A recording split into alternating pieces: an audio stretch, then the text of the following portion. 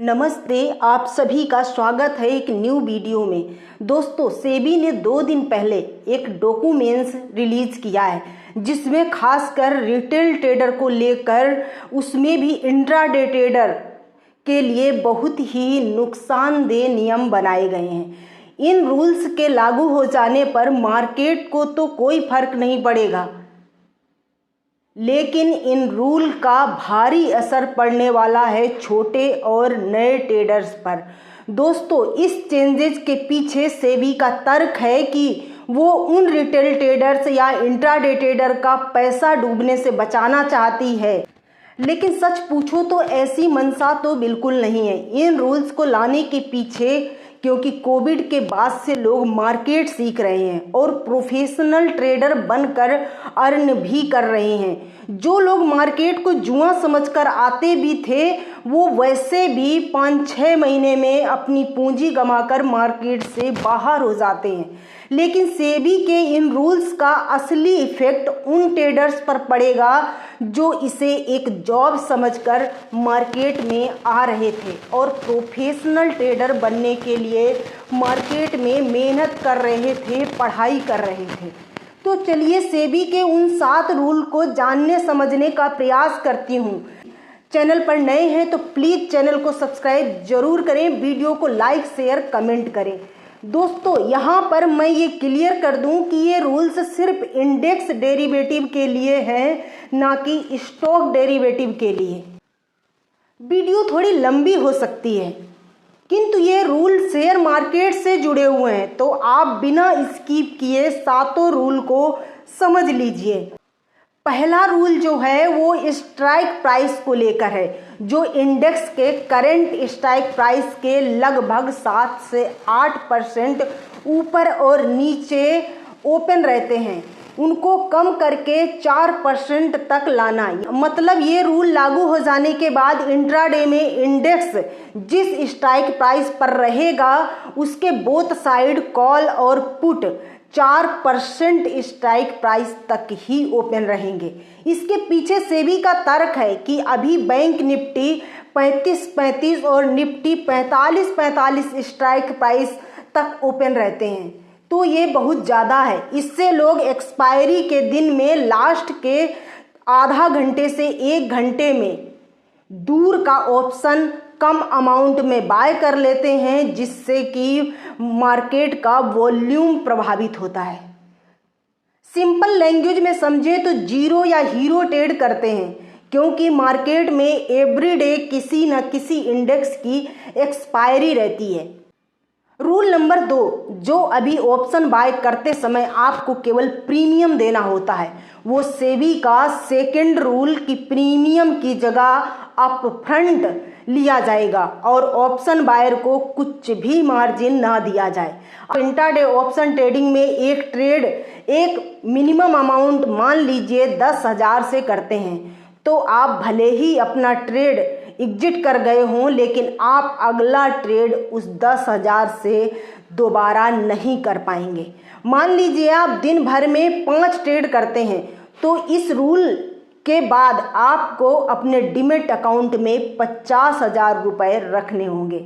सीधा सा मतलब है दोस्तों कि अब इंट्राडे ऑप्शन बायर की पोजीशन लिमिट की भी मॉनिटरिंग सेबी करेगा और मार्केट टाइम में कई बार भी कर सकता है। अभी तक पुराने नियम के अनुसार केवल ऑप्शन सेलर की मॉनिटरिंग की जाती थी, वो भी डे के एंड में। रूल नंबर 3, कैलेंडर स्प्रेड के मार्जिन को खत्म करने की बात कही जा रही है। पहले तो दोस्तों कैलेंडर स्प्रेड के बारे में थोड़ा सा बता देती हूँ। कैलेंडर स्प्रेड में एक्सपायरी डे का ऑप्शन बाय या सेल कर देना और अगली एक्सपायरी का ऑप्शन बाय या सेल कर देना। इस स्ट्रेटजी को बनाने के 2 बड़े फायदे ऑप्शन ट्रेडर को मिलते हैं। एक तो डेल्टा न्यूट्रल हो जाता है, जिससे कि मार्केट में अचानक से कोई भी उतार चढ़ाव हो जाए तो इस स्ट्रेटजी में ट्रेडर को कम लॉस होता है। दूसरा फायदा मार्जिन रिड्यूस हो जाता है। आप कम अमाउंट में इस स्ट्रेटजी को बना सकते हैं, सेबी इस मार्जिन को खत्म करने का रूल लगाने जा रही है। दोस्तों यहाँ पर एक खास जानकारी दे दूं आपको कि एक्सपायरी के दिन जो ऑप्शन ट्रेड किए जाते हैं उनका डेल्टा 0 हो जाता है। केवल थीटा बेस्ड ट्रेड किए जाते हैं, जिससे कि ऑप्शन बायर को कम अमाउंट में अधिक प्रॉफिट बन जाता है। सेबी का मकसद ऐसे ट्रेडर्स को बाहर करना है। रूल नंबर 4, इंट्राडे लिमिट को लागू करना। ब्रोकर को कहा जा रहा है कि आप रिटेल ट्रेडर पर ये नियम कड़ाई से लागू करें। इसके लागू हो जाने पर आपका जो डीमैट अकाउंट है वो निगेटिव में नहीं रहना चाहिए, चाहे आपको अपनी पोजीशन स्क्वायर ऑफ करनी पड़े। अभी के डीमैट अकाउंट में थोड़ा बहुत माइनस भी हो जाता है तो कोई बात नहीं, जब आप अपनी पोजीशन एग्जिट करते हैं तब ब्रोकर कट कर लेता है। रूल नंबर 5, सेबी इंडेक्स में कॉन्ट्रैक्ट साइज को बढ़ाने जा रही है, जो अभी सेबी के रूल में 5 से 10 लाख के बीच में है, लगभग 6 लाख का होता है। मान लीजिए आप एक कॉल सेल करते हैं तो वो लगभग 1.25 लाख में सेल हो जाती है, उसे फ्यूचर ट्रेड के बराबर माना जाता है। तो सेबी अब इसको 2 स्टेप में बढ़ाने वाली है।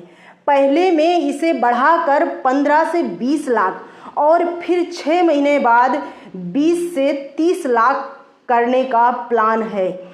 इससे फ्यूचर का लॉट साइज जो है वो 3 से 4 गुना बढ़ जाएगा।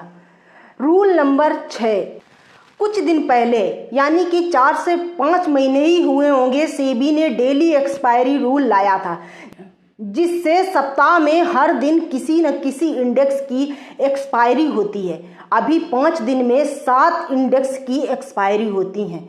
इस नए रूल के बाद सप्ताह में एक ही दिन एक्सपायरी होगी और इंडेक्स को घटाकर एनएससी यानी कि निफ्टी 50 और बीएससी की ही एक्सपायरी होगी। बाकी इंडेक्स की एक्सपायरी जो होगी वो मंथली कर दी जाएगी। इसके पीछे सेबी का तर्क भी जान लीजिए कि लोग हर दिन एक्सपायरी ट्रेड करते हैं और एक्सपायरी टाइम से आधे या 1 घंटे पहले आते हैं और गैम्बलिंग करते हैं। रूल नंबर 7, कॉन्ट्रैक्ट एक्सपायरी मतलब एक्सपायरी के 1 दिन पहले और एक्सपायरी के दिन एक्सट्रीम लॉस मार्जिन 3 से बढ़ाकर 5% एक्स्ट्रा कर दिया जाए, जिससे कि 20 से 30 लॉट साइज में ज़्यादा अमाउंट से कम ट्रेडर कर पाए।